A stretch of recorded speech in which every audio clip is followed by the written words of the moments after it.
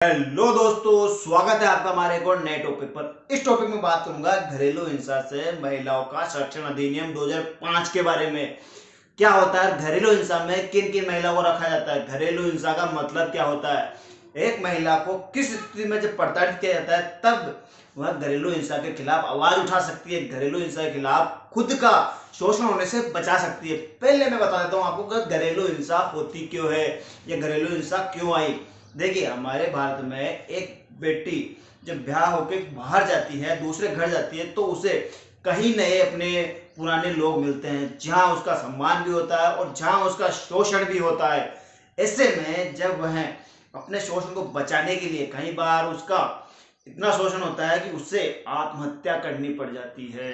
घरेलू हिंसा महिलाओं को संरक्षण अधिनियम इसीलिए एक वरदान साबित हुआ है। इसमें उन कामकाजी महिलाओं को या उन विवाहित स्त्रियों को शामिल किया है जो एक घर की चार दीवारी में काम करती हैं, जो किसी शोषण का शिकार होती है।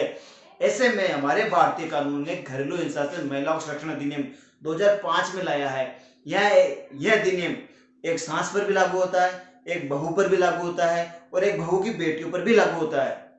मतलब कि अगर एक घर में कोई बहू किसी अपनी सास को प्रताड़ित कर रही है, या कोई सास अपनी बहू को प्रताड़ित कर रही है, या कोई पति अपनी पत्नी को प्रताड़ित कर रहा है, तो ऐसे में वह घरेलू हिंसा महिलाओं का संरक्षण अधिनियम के तहत आवाज उठा सकती है, अपना शोषण होने से बचा सकती है। ऐसे कई तरीके होते हैं जहां पर एक महिला का शोषण किया जा सकता है। कैसे?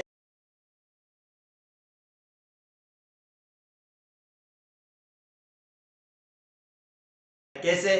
भावनात्मक रूप से, मानसिक रूप से, शारीरिक रूप से, यौन रूप से और आर्थिक रूप से, या दहेज की मांग के रूप में। कई बार स्त्रियों को दहेज की मांग के लिए इतना प्रताड़ित किया जाता है कि उन्हें जलाकर मार दिया जाता है, या उन्हें आत्महत्या करने की जरूरत पड़ जाती है, या उन्हें किसी चीज के लिए ताने दिया जाता है। अगर किसी स्त्री के कोई लड़का या कोई लड़की नहीं होती तो उसे भांज कह कह कह कर उसे भावनात्मक रूप से इतना तंग कर दिया जाता है कि उसका जीवन में जीना दुर्भर हो जाता है।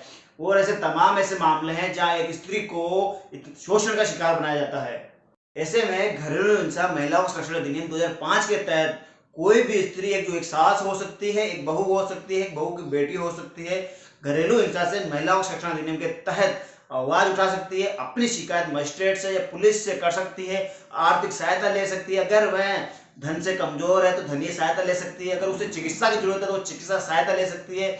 और ऐसी तमाम जरूरतें जो एक घरेलू हिंसा महिलाओं के संरक्षण के लिए आवश्यक होती है, वह सारी मुहैया सरकार कराएगी। ऐसे में हर एक स्त्री को घरेलू हिंसा महिलाओं संरक्षण अधिनियम का पता होना अति आवश्यक है। तो ये वीडियो ज्यादा से ज्यादा अपने मिलने वालों को शेयर करें ताकि यह जानकारी सभी के पास पहुंच सके।